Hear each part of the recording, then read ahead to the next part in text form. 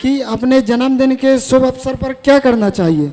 राधे राधे मेरे प्यारे भक्तों, आज की मंगलमय प्रश्नोत्तरी कार्यक्रम में आया हुआ ये लड़का महाराज जी से कहता है, महाराज जी अपने जन्मदिन शुभ अवसर पे क्या करना चाहिए, और कहता है महाराज जी मेरे दोस्त लोग तो कुछ और ही चाहते हैं। इस लड़के को महाराज जी क्या समझाते हैं, तो चलिए आगे वीडियो में देखते हैं। वीडियो अच्छी लगे तो लाइक सब्सक्राइब अवश्य करें। और वो कहता है कि हमें भगवान उगान में ज्यादा रुचि नहीं, पूजा पाठ कराओ तो मतलब इसका मन नहीं लगता। बात कराओ।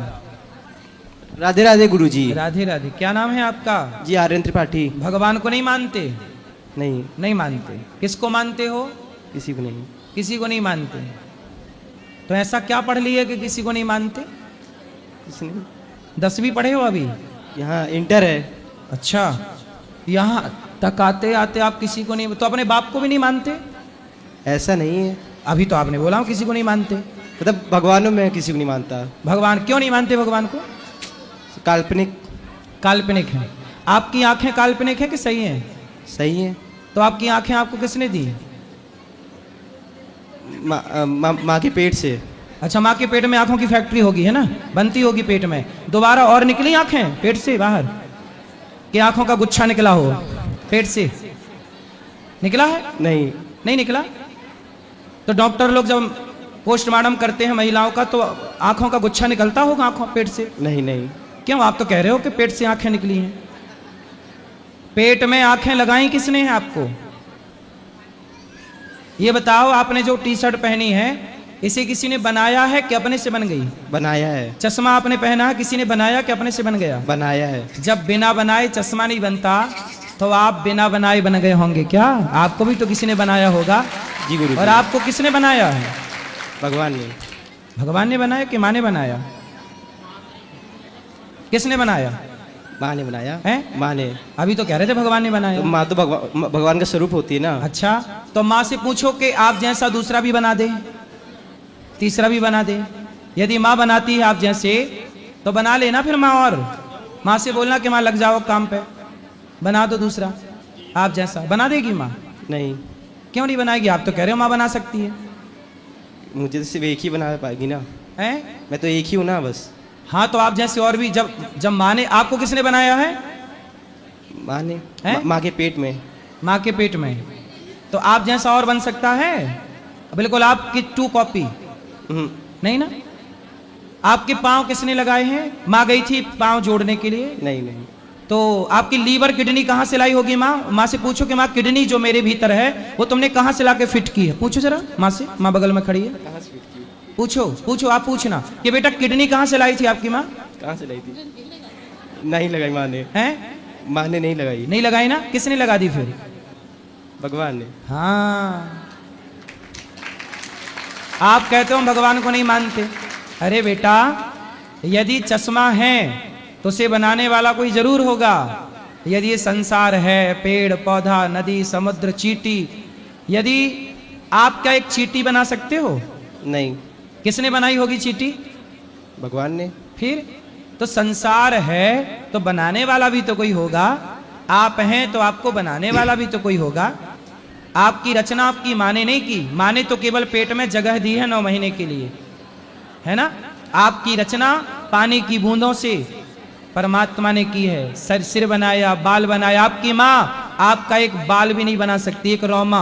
आपकी माँ में इतनी क्षमता नहीं है कि वो आपके शरीर में एक रौमा बना के लगा दे। लगा सकती है? नहीं। फिर आपको ये शरीर देने वाला परमात्मा है।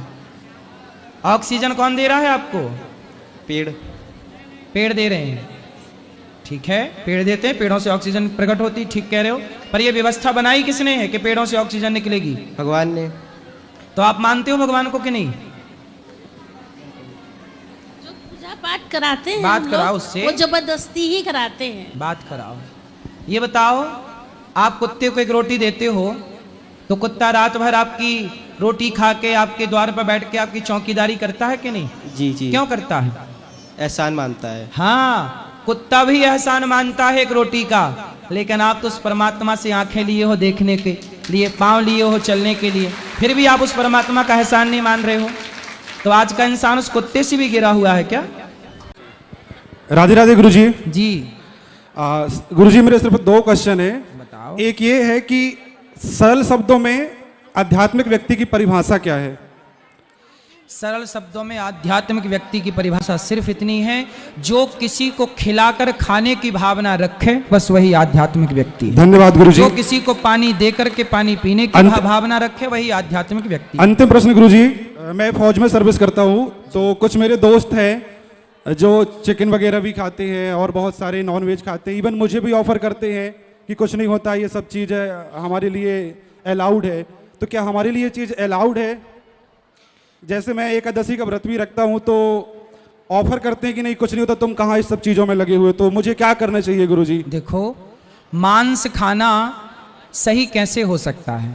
अब देखो ना, खेत में किसान धान बोता है, धान और गेहूं और फसल बोता है, तो क्या होता है कि ना वो पौधा जब पक जाता है, जैसे गेहूं की फसल पक गई तो उसकी जो बालियां हैं ना सूख जाती हैं, अपने आप सूख जाती हैं, तब ना किसान काटता है, तो उसमें किसी की हत्या नहीं होती। लेकिन आप मछली को ना पानी से, बेचारी वो अपना खेल रही थी, आपने उसको निकाल लिया, किसके लिए? अपने स्वाद के लिए। आपने उसे मार डाला, वो तड़प रही थी, आपके सामने वो तड़प रही थी और आपने मार के खा लिया, उसका खून बह रहा है और आप खा रहे हैं। अब बताओ कि अपने पेट भरने के लिए आप किसी की हत्या करें, ये कहाँ तक सही है? मैं यही सब कहता हूँ गुरुजी।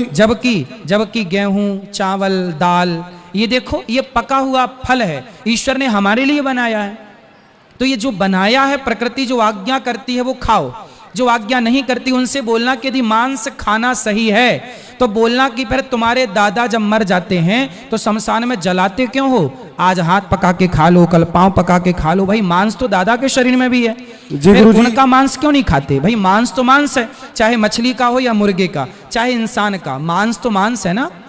जी गुरुजी, आप प्लीज बोल दीजिए कि अगर से कुछ ऐसा मुझे कमेंट करते हैं तो वो इसका विरोध ना करें और मेरा भी ईमान रखे। बिल्कुल ऐसा है कि मांस खाना सदा ही गलत है। जी गुरुजी, राधे राधे गुरुजी, राधे कृष्ण गुरुजी। जी जी, राधे राधे। एक एक सिमैया, झगड़ा ना करो। गुरुजी, आपकी चरणों में कोटि कोटि प्रणाम। मेरे को रात भर नींद नहीं आई कि आपसे कब मिले हैं। मथुरा वृंदावन तो नहीं आ सकते, पर आपसे आज मिलके ऐसा लगा जैसे मथुरा वृंदावन में बैठे हों। वाह, सही है, ये वृंदावन ही हो गया कथा जब तक है।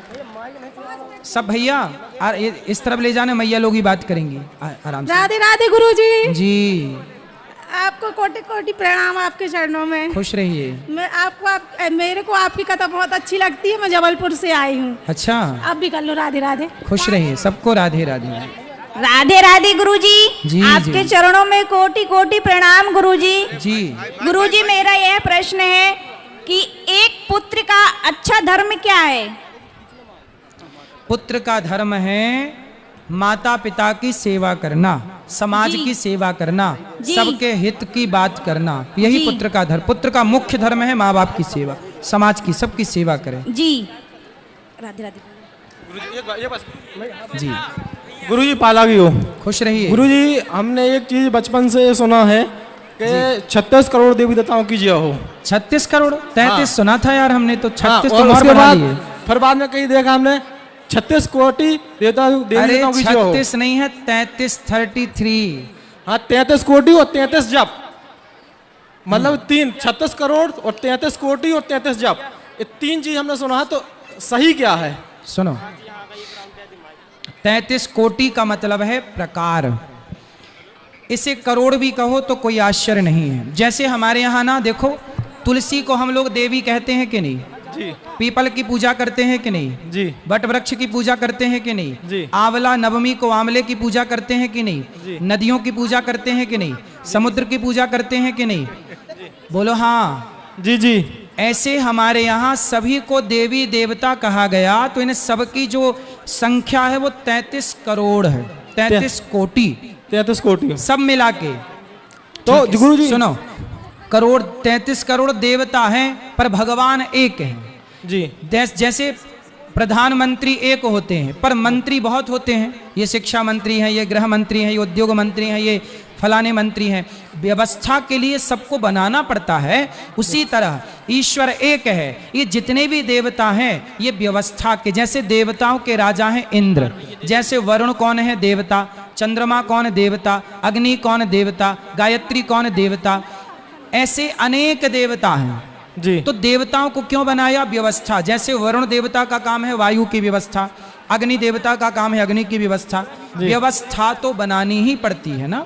जी। तो ये ऐसा। अपन को मतलब 33 कोटि देवताओं मतलब नहीं कि अपन को प्रणाम कर सकते हैं। सबको करो, लेकिन एक भगवान, हाथी के पांव में सबके पांव आते हैं। कहते हैं जो भगवान नारायण की, भगवान राम की, भगवान कृष्ण की उपासना कर लेता है वो सभी देवी देवताओं की उपासना करने का फल प्राप्त कर लेता है। तो सबके चक्कर में ना पड़कर और देवता चित्त न धरें, क्या लिखा है? सबको चित्त पर रखने की जरूरत नहीं। भगवान राम के चरण पकड़ लो, कृष्ण के चरण पकड़ लो, पार हो जाओगे। जी जी जी। बैठो, सब बैठो। राधे राधे गुरुजी। जी। दास का आपके चरणों में कोटि कोटि नमन। खुश रहिए। स्वामी जी प्रेमानंद जी फरमाते हैं कि गृहस्थ जीवन वाले भंडारे का सेवन ना करें, तो आपका क्या विचार है कि भंडारा तो गृहस्थ जीवन वाले ही करते हैं पूरे समाज में और उनको बुला बुला के करवाते हैं? नहीं, तो ऐसा करना उचित है कि अनुचित है? उनका कहना ये है कि भाई यदि आपके पास सामर्थ्य है तो पहले थोड़ा सा दान किया जाए, और दान करके प्रसाद लेने में कोई बुराई नहीं है। लेकिन जो असमर्थ गृहस्थ में बहुत लोग हैं जो बहुत गरीब हैं, उनको भोजन कोई दे तो बड़ा दुआ देते हैं कि भैया आपने, हमारे पास तो भोजन भी नहीं था और देखो आपने भोजन दे दिया। तो भोजन दान करना, भंडारा प्राप्त कर लेना, प्रसाद पा लेना। प्रसाद का मतलब क्या है? जगन्नाथ के भात को जगत पसारे हाथ। कहीं भी मंदिर में जाओगे प्रसाद मिलेगा, भागवत में जाओगे प्रसाद मिलेगा, और प्रसाद अमीर हो या गरीब हो, प्रसाद का मतलब है प्रा मतलब प्रभु के, सा मतलब साक्षात, दा मतलब दर्शन। प्रभु के साक्षात दर्शन का नाम ही प्रसाद है। तो प्रसाद सबको पाना चाहिए। उन्होंने किस भाव से कहा कि भाई आप सामर्थ्यवान हैं तो थोड़ा दान पुण्य करके ही प्राप्त करो, ऐसा है। राधे राधे गुरुजी। जी। श्रीमन नारायण गुरुजी। जय श्रीमन नारायण। आपके चरणों में कोटि कोटि प्रणाम। खुश रहिए। मेरा प्रश्न यह है गुरुदेव कि शुद्धता और स्वच्छता में अंतर क्या है? देखिए, स्वच्छ भारत अभियान चल रहा है, तो स्वच्छ तो साफ सुथरा हो जाना स्वच्छता है ना, लेकिन शुद्ध हो जाना, विचारों को शुद्ध कर लेना, मन को शुद्ध कर लेना। धोखे से भी, जैसे राम का मन सपने में भी पराई नारी पर नहीं जा रहा है, सीता का मन सपने में भी, सीता मैया का मन पराय पुरुष में नहीं जा रहा है। ये मन की शुद्धता है, ये शुद्धता है। स्वच्छता तो जैसे अब यहाँ झाड़ू पोंछा लगेगा या स्वच्छ हो जाएगा, तो स्वच्छता ये है कि जो सामाजिक घर परिवार को लोग स्वच्छ करते हैं, पर मन को विचारों से शुद्ध करना है, तो ये शुद्धि मन की होती है। जी। स्वच्छ होता है शरीर, शुद्ध होता है मन। शरीर को नहा धो के स्वच्छ किया जा सकता है, पर विचारों को सत्संग से ही शुद्धि प्राप्त होगी मन की। जय श्रीमन नारायण गुरुदेव, प्रणाम। गुरुजी जय श्री कृष्णा। राधे राधे। जय श्री कृष्णा। हमारे यहाँ एक कहावत है कि गुरु बनाओ जान के, पानी पीना छान के। बिल्कुल सही है। तो कोई भी शिष्य ये कैसे गुरु के आचरण को जान सकता है, और कैसे, उसकी तो इतनी योग्यता नहीं है। ऐसा भी कहा जाता है कि श्रद्धावान लभते ज्ञानम, गुरु पर श्रद्धा रखनी चाहिए। सही है। तो फिर क्या मापदंड है? कोई शिष्य गुरु के चरणों में समर्पित होना चाहता है तो वह कैसे जान सकता है, क्योंकि उसकी योग्यता तो बहुत कम है, तो वह यह कैसे निर्धारित करे कि जिसको वह गुरु बना रहा है वह उस मतलब वह सच्चा है या नहीं? देखो, जब आपके जीवन में परिवर्तन हो जाए, जिन गुरु को देख करके आपके मन में परिवर्तन हो, आपके विचारों में परिवर्तन हो, आपके हृदय में शुद्धि आ जाए, जब आपका हृदय पवित्रता से भर जाए, जिन्हें देखकर, जिनकी वाणी सुनकर समझ लेना चाहिए कि ईश्वर ने इनको ही हमें गुरु के रूप में भेजा है, स्वीकार कर लो। ये पहचान है। जिनको देखकर प्रसन्नता हो, जिनको देखकर हृदय आनंदित आह्लादित हो जाए और विचार शुद्ध हो जाए, समझ लो कि ये हमारे गुरु हैं। हमने उनसे दीक्षा ले ली और बाद में हमें कहीं से बहुत सारी ऐसी जानकारियां मिलती हैं, तब हम ऐसी अवस्था में क्या करें? विद्याहीनम त्यजेत गुरु। जो गुरु रास्ता भटक चुका है, जो रास्ता बिल्कुल छोड़ चुका है धर्म का, ऐसे गुरु का त्याग कर देना धर्म है। राजा बलि के गुरु हैं शुक्राचार्य, और शुक्राचार्य जब राजा बलि को गलत जानकारी, गलत ज्ञान दे रहे हैं, तो क्या हुआ? ऐसे गुरु का त्याग कर देना चाहिए। बलि ने गुरु का त्याग कर दिया। जो ईश्वर से विमुख कराए वो गुरु ही क्यों ना हो, उसका त्याग कर देना चाहिए। ये राजा बलि ने अपने गुरु शुक्राचार्य जी का त्याग करके दिखाया। तो जो विद्याहीन है, जो रास्ता भटकाए, जो प्रभु से दूर करे, ऐसे गुरु का त्याग कर देना धर्म है। बेटा माताओं को भी इस तरफ बात कराना जी, उनको बात कर लो। राधे राधे गुरुजी। जी गुरुजी, मेरा नाम लकी यादव है जी। मैं ये प्रश्न है मेरा कि अपने जन्मदिन के शुभ अवसर पर क्या करना चाहिए? किसी गरीब को भोजन कराना चाहिए। किसी आप जैसे वृंदावन आओ तो जन्मदिन वृद्ध बूढ़ी बूढ़ी माओं के साथ जन्मदिन मनाओ, वहाँ संत सेवा के साथ जन्मदिन मनाओ, अच्छे कार्य करो। और दोस्तों की कुछ और डिमांड रहती है गुरुजी, तो क्या करना चाहिए उनके साथ? दोस्त तो आपसे दारू मांगते होंगे। जी सर, जी गुरुजी। इन्हें 2-2 जूता दिया करो जन्मदिन पर। दारू पी रहे हो साले, जूता लो चलो। और बूढ़ी माओं की सेवा करो। ये दारू लतखोर ही होते हैं शराबी, और क्या, ये लातों से मानते हैं। चलो फिर